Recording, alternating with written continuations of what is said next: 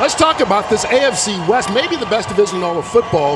The Chiefs, in fact, were the only team in the division not to win in week 1, and they lost to the Chargers. Yeah, the North has the young guys at coaching, and I think that division could certainly be in the running for number one. And in this one, it's Harbaugh, Carroll, Andy Reid, Sean Payton. It's a who's who, and they've gotten better in the division, as indicated by their coaching staff. Harbaugh last week versus Kansas City did the unconventional. You know, typically you think in a game like this, Rashawn Slater's all-pro left tackle's out. Joe Alt, their number 1 pick from last year, flips over to left tackle. He's dominant.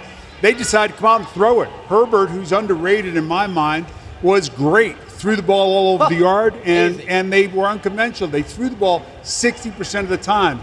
It's very un-Jim Harbaugh-like to do that. Impressive win. I don't think Herbert's underrated. Yeah, I think a lot of people. Everybody talks about how great he is. Not everybody. Everybody says he's a great player. Not everybody. There are haters out there. But you spoke about the young coaches. I mean, Carroll may not be young, but he has more energy than a lot of these young coaches.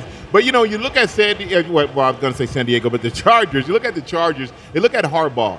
What a quick turnaround he's had on this team. I mean, he's made such a big difference. And last year, they beat the Raiders twice by double digits, but I don't think that's the case today, especially with Pete Carroll at coach. But Harbaugh did say something this offseason. He said he realized that his job is to get that quarterback of his into the Hall of Fame. And that's why you see Herbert throwing the ball all around the yard. That's going to continue. I think this season going to be a little different than for Harbaugh, who loves to run the ball. He's going to let Herbert throw the ball. He's going to put it all on the kid. I never heard that. He did say that. Yeah, I'm not doubting it. Said it.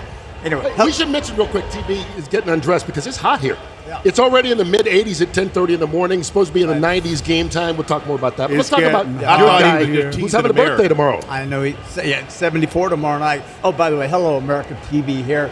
Good to be. Some things are just natural. Some things just go together. You look at Howie and the chiseled look and the glasses. That goes together. Get out of the way. Then you got the gap. You got the gap that just goes together. Then you got the childlike, great attitude and energy. That just and this lead-in is going on forever. Yeah. Yes. No, it Thank isn't. you.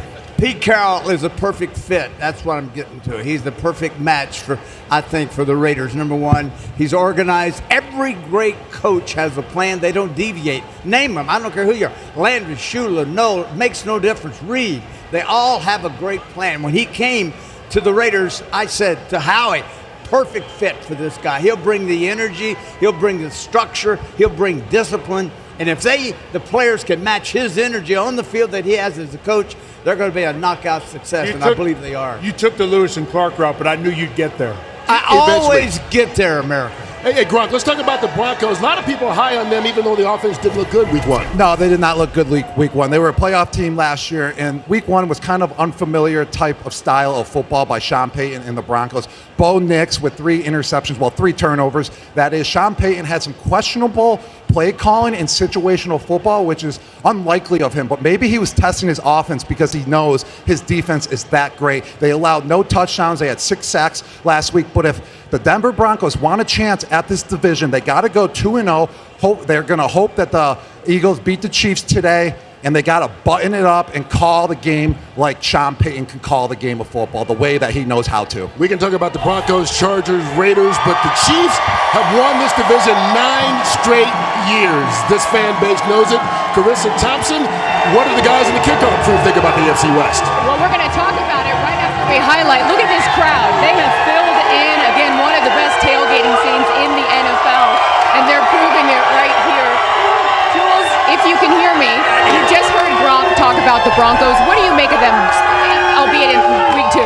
Yeah, you know, I'm high on the Broncos because we saw last year they got better each week. And yes, they didn't play their best game, but Sean Payton being an old school coach, when a team doesn't play well and they get the win, you can expect him to be able to coach the team really hard this week. And we saw evidence all last year that they got better with Bo Nix each week. So Yeah, opening day, they didn't look great on offense, but opening day is tricky. There's a lot of unpredictability. There's new wrinkles. There's what's they're going to do, what are we going to do? So I expect them to play better against the Colts today. And guys, our guys over there were just talking about Pete Carroll's age. Yesterday, I talked to Sean Payton. He ran into Pete Carroll in March. He said, I'm so glad you joined the Raiders because that makes me the youngest head coach in our division. He beats Jim Harbaugh by just 6 days. But he said also, look, we got to be a lot more balanced than we were a week ago. He said, when you have a team like the Chiefs with that target on your back, that's when you do go ahead. A Sean Payton, a Pete Carroll, a Jim Harbaugh, that target gets very, very, very heavy as time goes on. Yeah, TB was just talking about the Raiders. How you feeling about your squad here in the early going? Man, I feel good about the Raiders. What I feel good about is I know they can go on the road and win. Geno looked good. Don't be hating on my Raiders. You know what I'm saying? Hey, Geno looked good. He threw some deep passes. Know the Raiders love that. Ashton Genty with some tough running yards inside the red zone for a touchdown. But what will give me more belief in the Raiders is if they can win at home. Last year they went on the road, beat Baltimore and the great Lamar Jackson, and then they came home the next week and they lost to Andy Dalton and the Carolina Panthers. So they got a big matchup at home Monday night against the Chargers. If they can get the win at home in front of the home crowd and give the home fans something to believe in, then I will believe. So I'm waiting on Monday night to see what happens in that game.